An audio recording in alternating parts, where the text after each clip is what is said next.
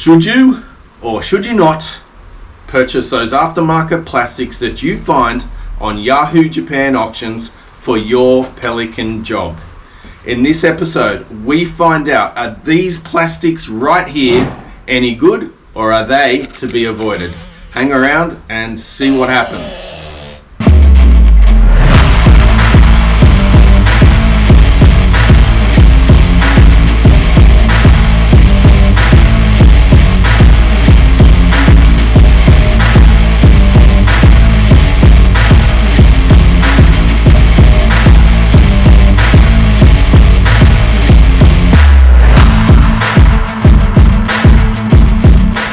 Okay, so the bike's all stripped down, ready for the new plastics, but before I did that, I thought I would take the time to show you guys the differences between the Australian version of the Pelican jog and the Japanese version.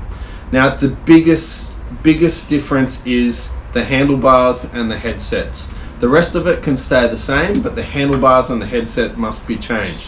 So this one here in this side is the Australian version. Now, as you can see, the indicators are attached to it, no big deal. They kind of have these horn sections at the front. And this one here is the Japanese version. Now, they are totally different handlebars, and the headsets will not bolt to each other. They are not interchangeable. You have to change the handlebars with it.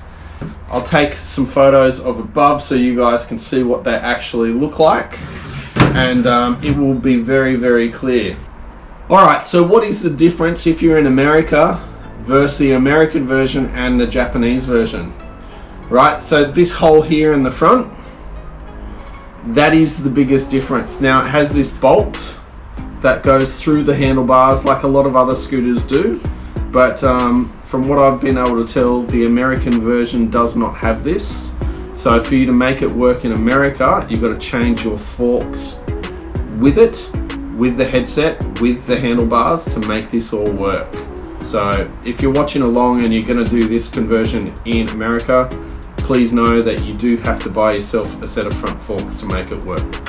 Here is the Australian version of the rear.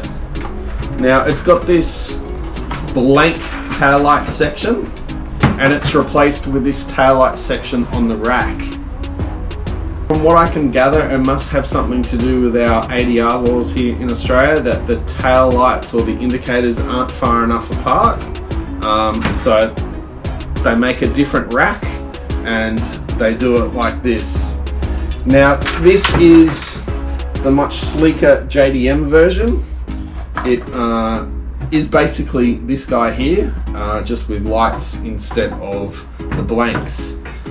Much cleaner, much tidier, and that's what we'll be putting on the jog. Now, to do it properly, you've also got to buy the rack on the back, because this rack won't work because of all the welded bits that are attached to it to attach the tail light. So you've got to get yourself one of these if you want to do the rear conversion as well. Now, that being said, now that we can see the main differences between the JDM version and the Australian version, it's time to check out the plastics that I bought. Now, they are an aftermarket set of plastics. OEM plastics are no longer available, so aftermarket is what I had to get. Fingers crossed, they all bolt on pretty well without any modification, and they all fit. Alright, so before we get started, I'm really going to test fit all the panels on this bike. They are aftermarket, and I am going to get them painted. So first up is the handlebars. So let's get to that. Hopefully these all fit perfectly, and we're going to just send them to the paint shop and we can get them painted, and everything just goes smooth. Everything just goes smooth. Everything just goes smooth. Everything just goes smooth. Everything just goes smooth. Everything just goes smooth. Wouldn't that be nice?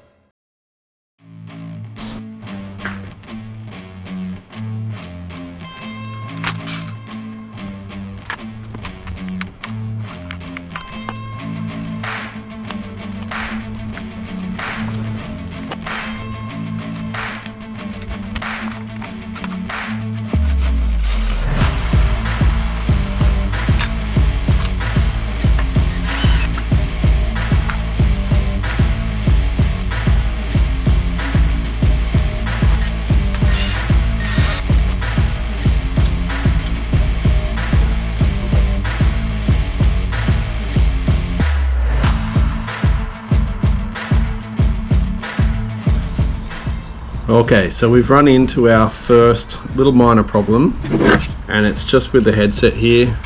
The little slots, one is good, one just isn't wide enough, so I'm going to have to attempt to try and widen that out a bit without destroying it.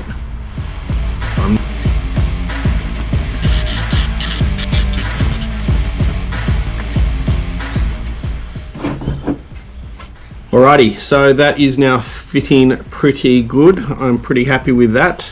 This just illustrates very, very clearly why when you're getting aftermarket parts you must really test fit them, just to make sure you don't run into issues like this, especially if you happen to paint it, because that would cause all sorts of dramas.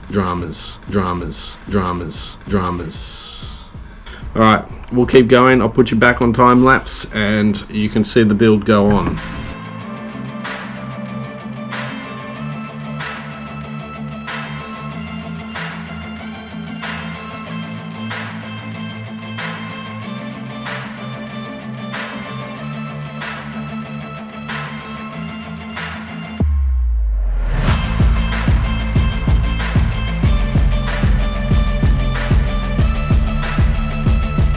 Alright guys, a little bit of an update. You've seen me put these parts together. They are so bad, they just simply do not fit together. They've cracked, they've broken. Look, I'll give you a bit of a look. Alright, so this is the front cover. Yeah, it doesn't fit. It doesn't clip to the back cover.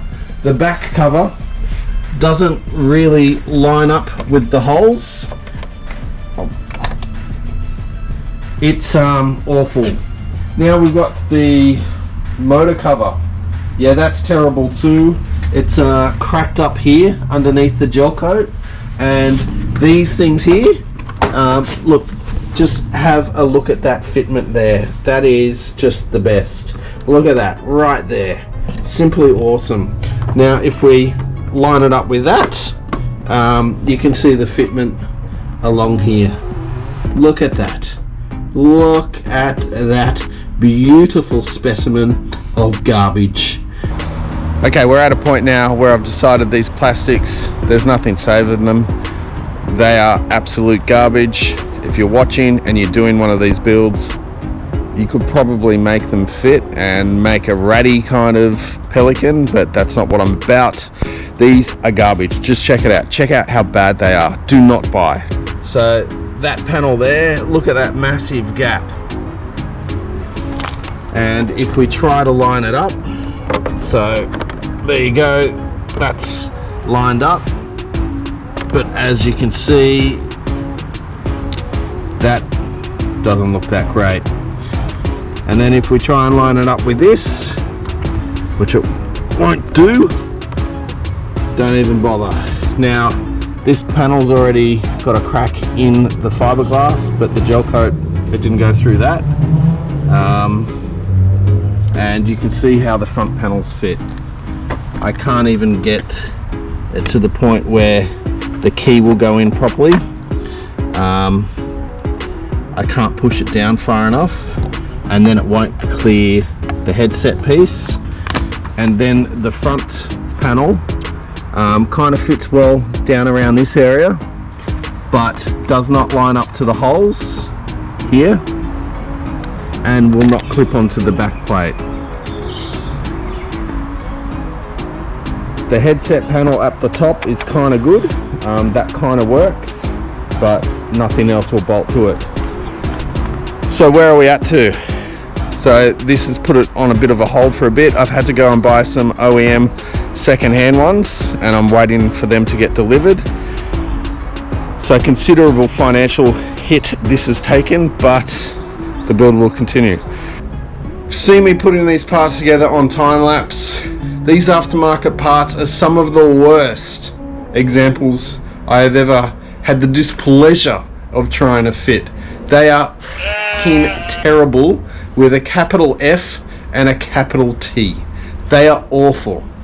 So for me, it's back to the drawing board on the plastics.